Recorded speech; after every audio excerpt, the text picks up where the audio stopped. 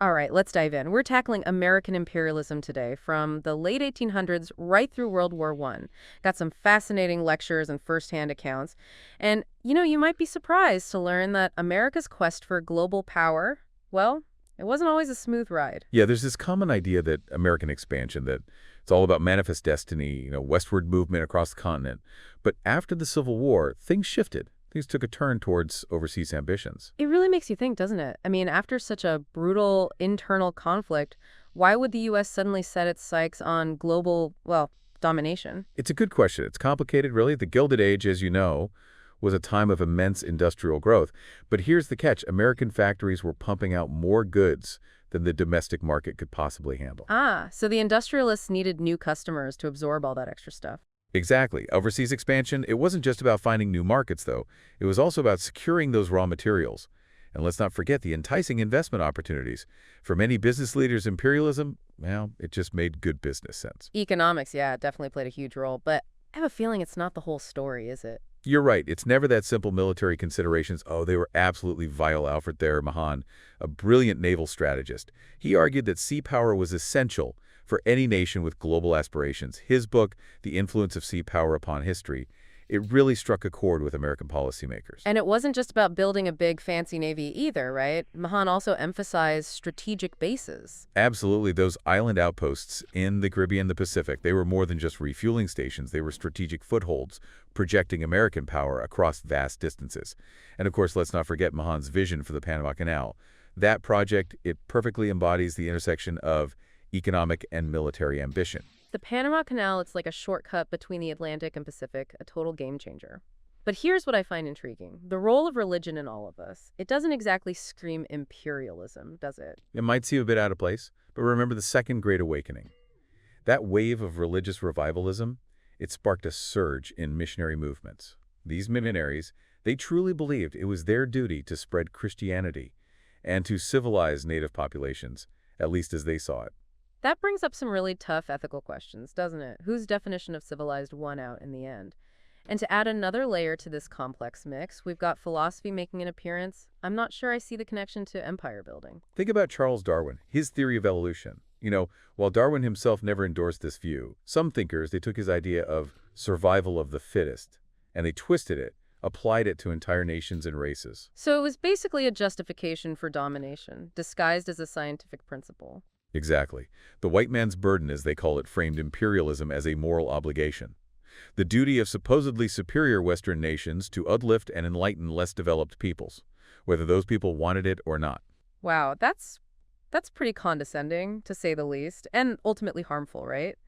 But with all these factors at play, economic, military, religious, even philosophical, America starts its expansion. So where does all this energy lead? Their reach was global.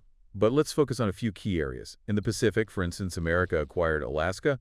They annexed Hawaii after, let's be honest, a pretty controversial overthrow of the Queen. And they snagged various strategic islands.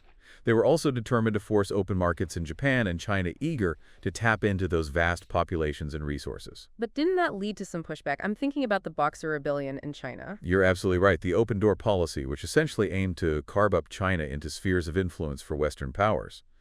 Well, it sparked resentment. It triggered resistance, the Boxer Rebellion. It was a violent uprising against foreign interference.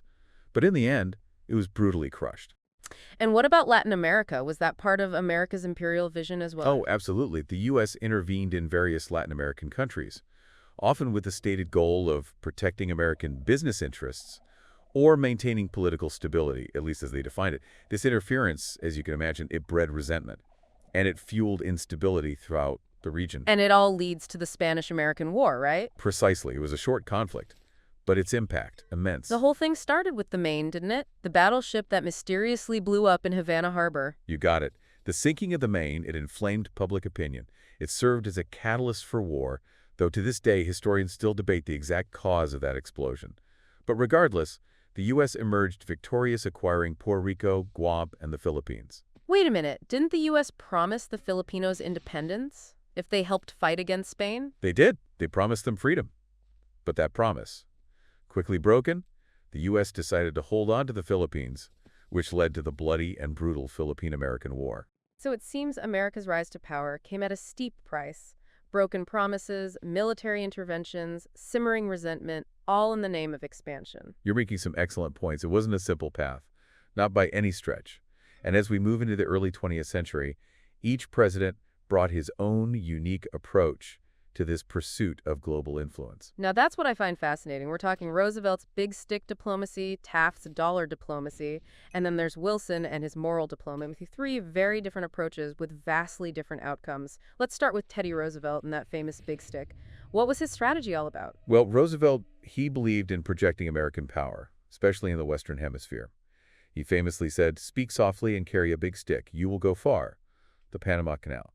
It's a prime example of his assertive, some might say aggressive, approach. You're telling me, when Colombia refused to grant the U.S. permission to build the canal, Roosevelt basically orchestrated a Panamanian revolution? Just to get his way, bold doesn't even begin to describe it. But was it ethical? What about the rights of the Panamanian people? It's something to think about. But let's move on to Taft. His successor, his approach was dollar diplomacy, right? Right, dollar diplomacy. So instead of sending in the Marines, he sent in the investors. That's the gist of it. Taft firmly believed in using American investment to exert influence. His thinking was that by strengthening economic ties, the U.S. could achieve its goals without resorting to military force.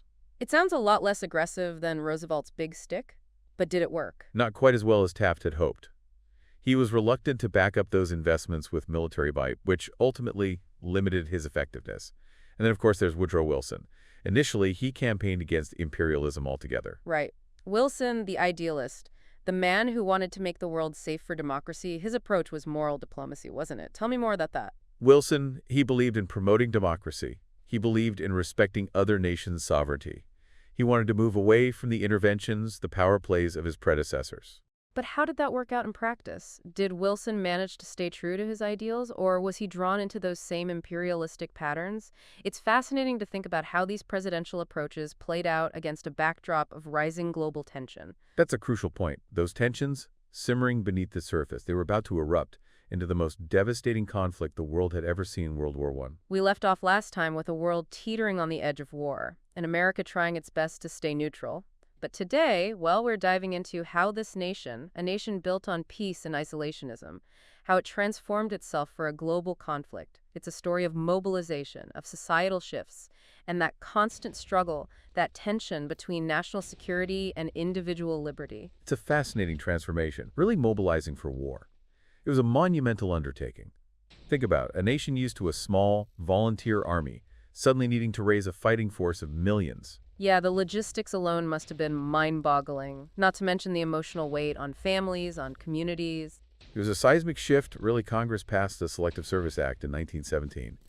And that act, well, it implemented a draft that brought millions of young men into military service. And it's important to remember this is a diverse fighting force. Over 400,000 African Americans served, even though they often faced discrimination and segregation within the military itself. It's a stark contrast, isn't it? Fighting for a nation that denied them basic freedoms. It speaks volumes about their patriotism, their commitment to a cause larger than themselves.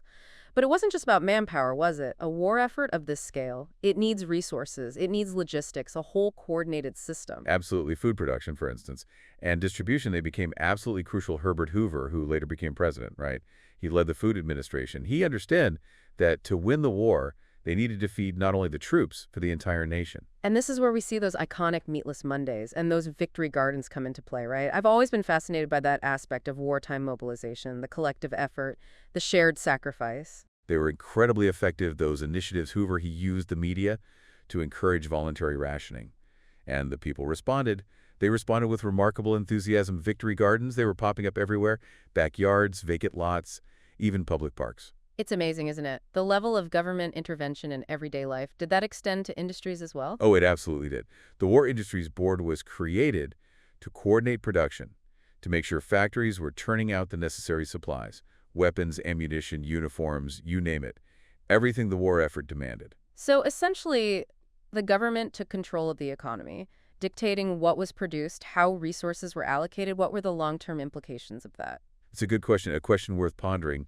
Some argue that it set a precedent for greater government involvement in the economy, which we see later, of course, during the New Deal. Interesting. And with so many men off fighting, did women enter the workforce in large numbers like they did during World War II? They did. It was a turning point, really, for women in the workforce. They took on jobs traditionally held by men, proving their capabilities, contributing to the war effort in crucial ways. That experience, it challenged traditional gender roles, and it laid the groundwork for future advances in women's rights. So even amidst the chaos and tragedy of war, we see these seeds of social progress being sown. But let's be honest, there are less inspiring aspects to this mobilization, too. Weren't there laws passed to suppress dissent, to silence criticism of the war? You're talking about the Espionage Act and the Sedition Act. These laws, enacted in the name of national security, they curtailed freedom of speech, allowed the government to crack down on anyone deemed unpatriotic, anyone critical of the war effort. That sounds like a slippery slope, doesn't it? How do you balance national security with individual freedoms, especially during times of crisis? It's a question that continues to challenge us even today.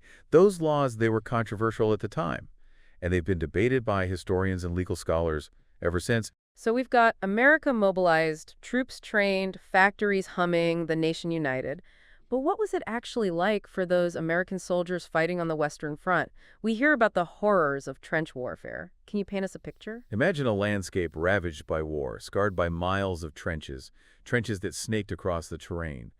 It was brutal, grinding a conflict unlike anything the world had ever seen. Those images of muddy, rat-infested trenches, they're seared into our collective memory.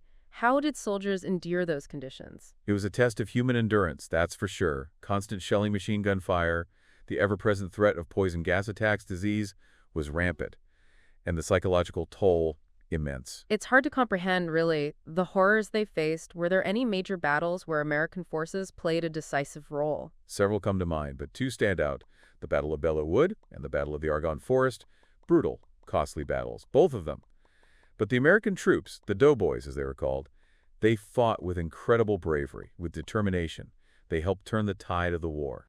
And, of course, this war introduced new technologies, tanks, airplanes, poison gas. Did these innovations change the very nature of warfare? Absolutely, these technologies, they made warfare more deadly, more impersonal.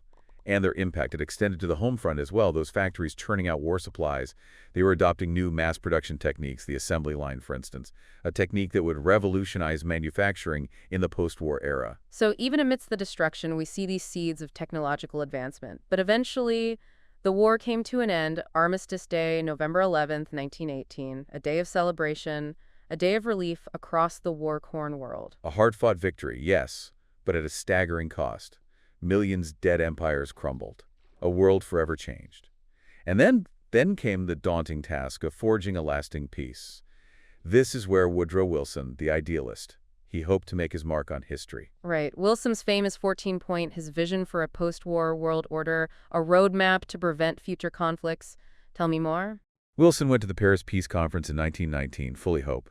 He wanted to create a world based on self-determination for nations, open diplomacy, international cooperation.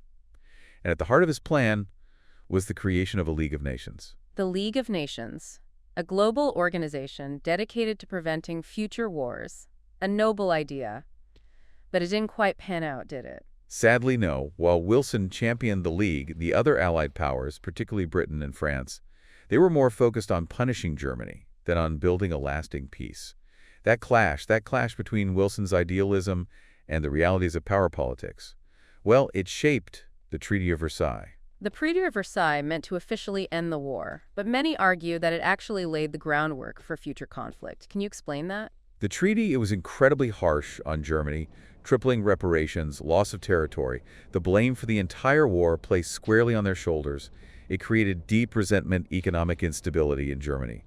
And that, as we know, would eventually contribute to the rise of Hitler and the Nazi Party. It's a tragic irony, isn't it? A peace treaty that paved the way for an even more devastating war. It really underscores the challenges of achieving a just and lasting peace. But before we dive into the broader consequences of the war, let's shift our focus to Canada. They played a significant role in this conflict, didn't they? Absolutely. Despite internal divisions, despite challenges, Canada made substantial contributions to the war effort. Their story is one of resilience, of sacrifice, and the evolving nature of national identity. It's a reminder that the war's impact, it extended far beyond Europe, far beyond America. What were some of the key challenges Canada faced during this period? So we were talking about Canada and some of the challenges they faced during World War One. Yeah, one of the biggest, I think, was recruitment. You see, Canada, with a much smaller population than the U.S., well, they had to mobilize a pretty sizable fighting force. And this led to, well, a pretty controversial decision, the implementation of conscription in 1917. Conscription, mandatory military service, that must have been a tough pill to swallow, especially for a nation used to, voluntary service. Did it cause any kind of internal rift? Oh, most definitely. The conscription crisis, it really exposed these deep divisions within Canadian society. There was a lot of opposition, a lot of pushback from French-speaking Canadians. Many of them, well, they felt less connected to the war in Europe. It felt far away, and they resented being forced to fight. It's fascinating how a global conflict can bring these internal tensions to the surface, really speaks to the complexities of national identity and unity in diverse societies. We talked about propaganda earlier. Did Canada also use those tactics, to drum up support for the war? Oh, absolutely. Both Canada and the U.S., they used very similar propaganda strategies. Think posters depicting these heroic soldiers, demonizing the enemy, appealing to patriotism, to duty. It was everywhere. Interesting. So governments on both sides of the border using similar tactics to shape public opinion, to rally support for the war effort. What about the war's impact on Canada? How did it affect their economy, their society? Well, the war had a profound impact, that's for sure. Industries, especially munitions production, they boomed. And women, well, they stepped up, took on those jobs traditionally held by men, contributed to the war effort, challenged gender roles, just like we saw in the U.S. So these parallels in terms of economic and social change. What about civil liberties? Did Canada see those same restrictions, on freedom of speech, on dissent, like in the U.S. with the Espionage and Sedition Acts? Sadly, yes, Canada passed the War Measures Act, which, well, it gave the government broad powers to censor information, to detain individuals deemed a threat, and to suppress dissent. While some argue that these measures were necessary in times of war, it definitely raised concerns about the erosion of civil liberties. And as the war dragged on, well, the